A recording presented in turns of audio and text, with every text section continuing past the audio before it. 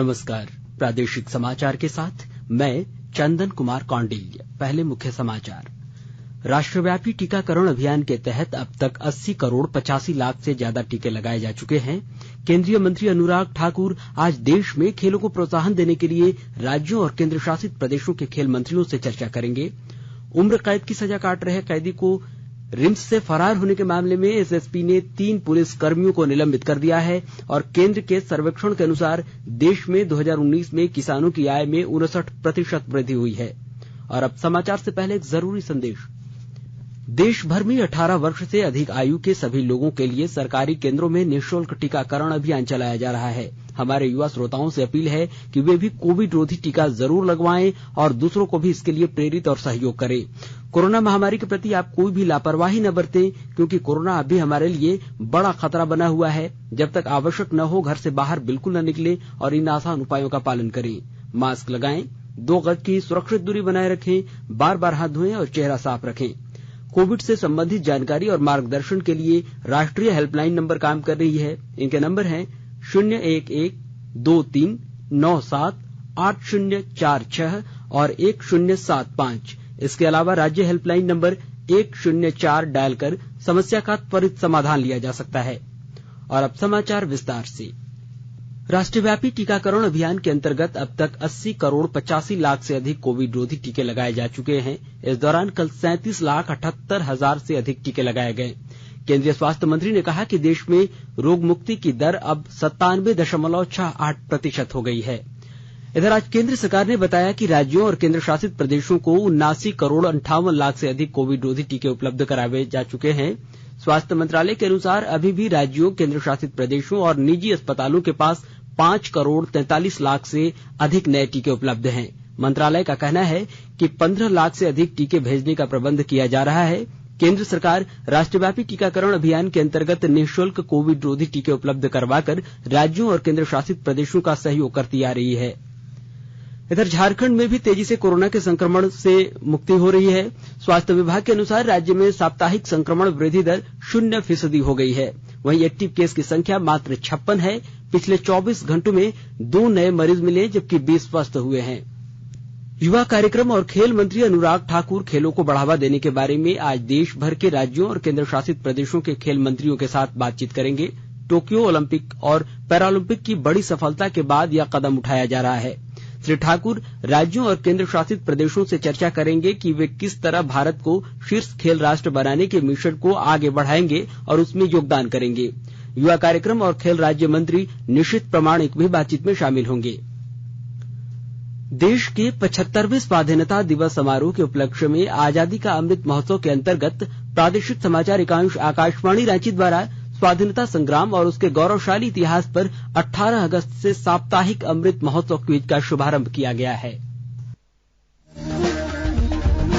आजादी के 75 वर्षों का पर्व अमृत महोत्सव प्रत्येक बुधवार शाम 7 बजे प्रसारित होने वाले प्रादेशिक समाचार के दौरान पूछे गए प्रश्न का सही उत्तर देने वाले प्रथम 10 प्रतिभागियों में से लकी ड्रॉ द्वारा चुना हुआ एक प्रतिभागी इनाम का हकदार होगा।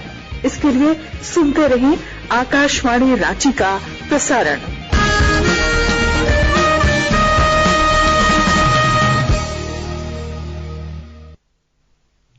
आकाशवाणी का समाचार सेवा प्रभाग अपने स्पॉटलाइट कार्यक्रम में रात 9:15 बजे से सेवा और समर्पण 20 साल सुशासन के कार्यक्रम की विशेष श्रृंखला प्रसारित कर रहा है।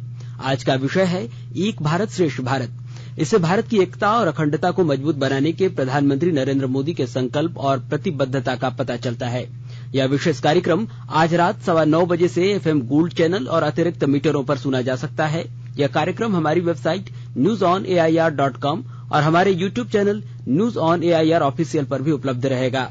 कोरोना वायरस के बारे में जागरूकता बढ़ाने संबंधी हमारी श्रृंखला में आज रात 9:30 बजे से 10 बजे तक नई दिल्ली के अखिल भारतीय आयुर्विज्ञान संस्थान पटना के डॉक्टर संजीव कुमार श्रोताओं के प्रश्नों के उत्तर देंगे। इधर केंद्र सरकार कोविड महामारी के दौरान लोगों की सुविधा के लिए बनाई गई राष्ट्रीय स्तर की हेल्पलाइन नंबर के बारे में लोगों को जागरूक कर रही है। सूचना प्रसारण मंत्रालय अपने विभिन्न विभागों के माध्यम से इन हेल्पलाइन नंबरों के बारे में जागरूकता बढ़ा रहा है। विभिन्न हेल्पलाइन नंबर इस प्रकार हैं। कोविड संबंधी सवालों के जवाब देने के लिए स्वास्थ्य और परिवार कल्याण मंत्रालय की हेल्पलाइन नंबर है 1075, राज्य हेल्पलाइन नंबर है 104, महिला और बाल विकास मंत्रालय की चाइल्ड हेल्पलाइन नंबर है 1098, वरिष्ठ नागरिकों के लिए सामाजिक न्याय और अधिकारिता मंत्रालय की हेल्पलाइन नंबर है 14567, मनोवैज्ञानिक सहायता के लिए राष्ट्रीय मानसिक स्वास्थ्य और तंत्रिका विज्ञान संस्थान निम्हांस का नंबर है 080461100007, आयुष कोविड परामर्श हेल्पलाइन नंबर है 14443 और my gov WhatsApp app help desk number है 9013151515। आकाशवाणी के ताजातरीन समाचारों के लिए आप हमारी वेबसाइट newsonair.com पर लॉग इन कर सकते हैं। ताजा समाचार Twitter handle @AIR News Alerts और Facebook page all India radio news पर भी उपलब्ध है। आप प्रादेशिक समाचार एकांश के ट्विटर हैंडल @AIR News_रांची और फेसबुक पेज, इंस्टाग्राम पेज और YouTube channel AIR News Ranchi पर भी हमारे बुलेटिन सुन सकते हैं। प्रादेशिक समाचार आप आकाशवाणी रांची से सुन रहे हैं और अब पेश है कोरोना से बचाव के कुछ संदेश।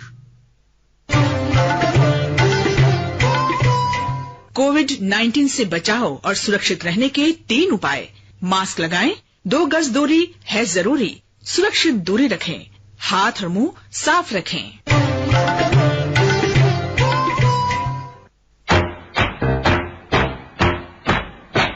चलो एक शुरुआत करें, चलो एक फैसला आज करें, मास्क नहीं तो टोकेंगे, कोरोना को रोकेंगे, चलो एक वादा करते हैं, चलो एक वादा करते हैं, मास्क नहीं तो टोकेंगे, कोरोना को रोकेंगे। भारत सरकार द्वारा जनहित में जारी। प्रादेशिक समाचार में आपका एक बार फिर से स्वागत है। रिम्स में आईसीयू वार्ड से इलाजरत कैदी के फरार होने के मामले में एसएसपी ने कार्रवाई की है। उन्होंने कार्य में लापरवाही बरतने के आरोप में 3 पुलिसकर्मियों को तत्काल प्रभाव से निलंबित कर दिया है। इनमें हवलदार महतो उरांव, सिपाही नित्यानंद गोस्वामी और अनंत कुमार मिश्रा शामिल हैं। बरियातू थाना प्रभारी ने बताया कि फरार कैदी की तलाश के लिए आसपास के सीसीटीवी फुटेज को खंगाला गया है, साथ ही संभावित ठिकानों पर छापेमारी की जा रही है।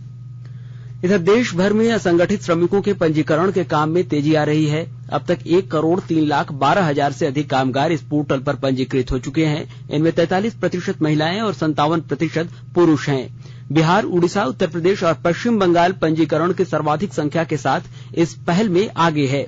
सबसे अधिक पंजीकरण कृषि और निर्माण क्षेत्र के श्रमिकों का है। वहीं देश में रोजगार सृजन में इन दोनों क्षेत्रों का महत्वपूर्ण योगदान है। देश में असंगठित क्षेत्र के सभी श्रमिकों का डेटाबेस तैयार करने के लिए केंद्र सरकार ने अगस्त में ई श्रम पोर्टल तैयार किया था। वहीं देश में 2019 में किसानों की आय में 59% वृद्धि हुई है। ये जानकारी ग्रामीण भारत के कृषि, परिवार, भूमि और मवेशियों की स्थिति संबंधी आकलन सर्वेक्षण में दी गई है। यह सर्वेक्षण 2019 में जनवरी से दिसंबर तक आयोजित किया गया था। केंद्रीय कृषि सचिव संजय अग्रवाल ने अंग्रेजी दैनिक को साक्षात्कार में बताया कि इस सर्वेक्षण का उद्देश्य कृषि परिवार की आय की स्थिति के बारे में व्यापक जानकारी प्राप्त करना था। उन्होंने कहा कि अब तक कुल 1,58,000 करोड़ रुपए प्रत्यक्ष लाभांतरण के जरिए 11 करोड़ से अधिक किसानों के बैंक खाते में डाले गए हैं। एक भारत श्रेष्ठ भारत देश की एकता और अखंडता को मजबूत बनाने का संदेश देता है। एक भारत श्रेष्ठ भारत प्रधानमंत्री नरेंद्र मोदी की ऐसी पहल है जिससे एक राज्य के लोग दूसरे राज्य की संस्कृति और परंपराओं को न सिर्फ नजदीक से देखें बल्कि उस राज्य के लोगों के साथ आत्मीय रिश्ता बना सके।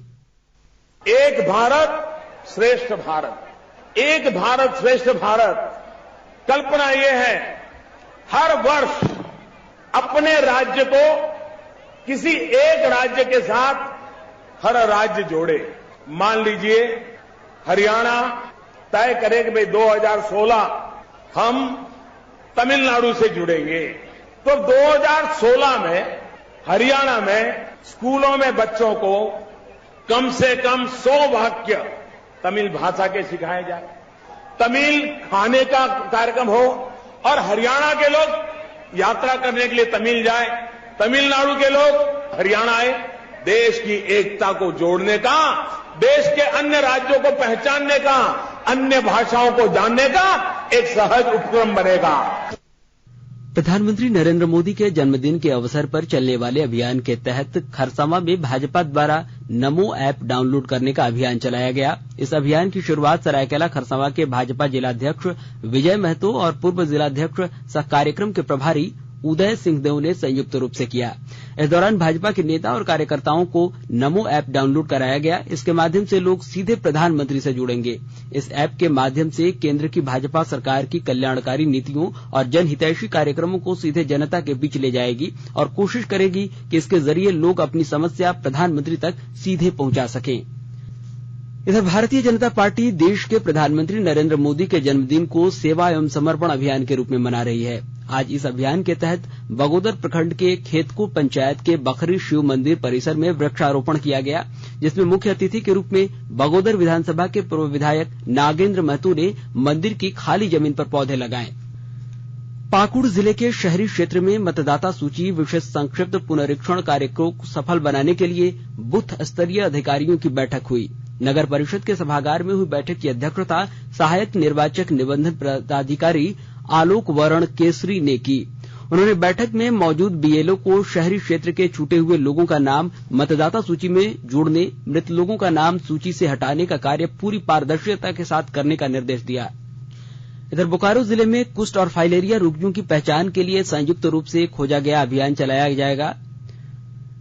इसे लेकर सिविल सर्जन कार्यालय के परिसर में एक दिवसीय कार्यशाला का आयोजन किया गया। इस खोज अभियान को अगले 2 माह में पूर्ण कर इसका प्रतिवेदन भारत सरकार को भेजा जाएगा। यह खोज अभियान Indian Institute of Development Management Bhopal की टीम द्वारा संपन्न होगा।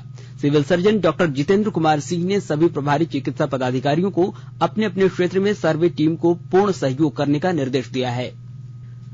धनबाद जिले के शहरी क्षेत्र में आज से तय रूटों पर निर्धारित ऑटो ही चलेंगे। इसके लिए कल परिवहन विभाग की ओर से ऑटो संचालकों को रूट पास और क्यूआर कोड दिया गया।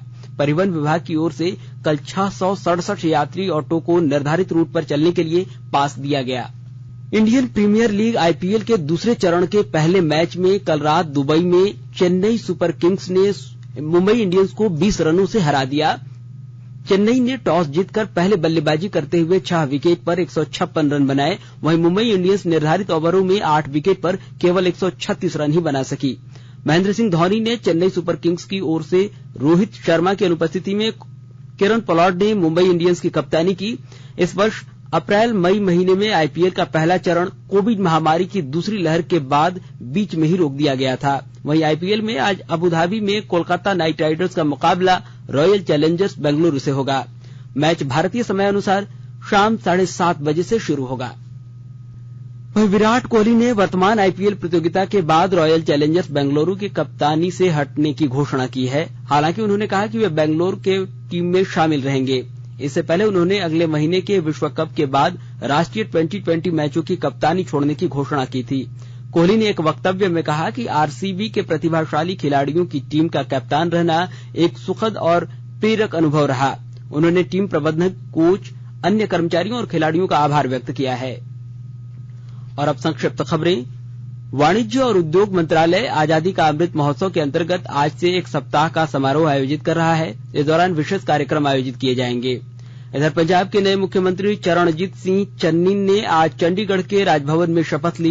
प्रधानमंत्री नरेंद्र मोदी ने कहा है कि केंद्र सरकार राज्य के लोगों के विकास के लिए पंजाब सरकार के साथ मिलकर काम करेगी। एक संदेश में श्री मोदी ने श्री चरणजीत सिंह चन्नी को पंजाब के मुख्यमंत्री के रूप में शपथ लेने पर बधाई दी है। इधर हटिया हावड़ा स्पेशल ट्रेन 29 सितंबर से चलेगी। यह ट्रेन टाटा नगर से भी गुजरेगी। अब रांची भागलपुर ट्रेन गोड्डा तक चलेगी। वहीं हावड़ा से ट्रेन 30 सितंबर से 31 दिसंबर तक और हटिया से 29 सितंबर से 31 दिसंबर तक चलेगी। दक्षिण पूर्व रेलवे जोन हावड़ा हटिया के बीच स्पेशल ट्रेन शुरू करने जा रहा है। और अंत में मुख्य समाचार एक बार फिर। राष्ट्रव्यापी टीकाकरण अभियान के तहत अब तक 80 करोड़ 85 लाख से ज्यादा टीके लगाए जा चुके हैं।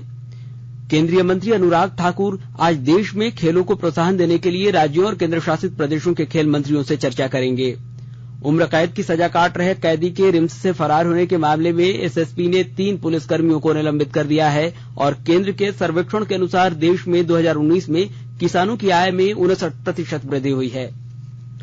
इसके साथ ही आकाशवाणी रांची से प्रादेशिक समाचार का यह बुलेटिन समाप्त हुआ। नमस्कार। घर में रहिए, सुरक्षित रहिए और सुनते रहिए आकाशवाणी।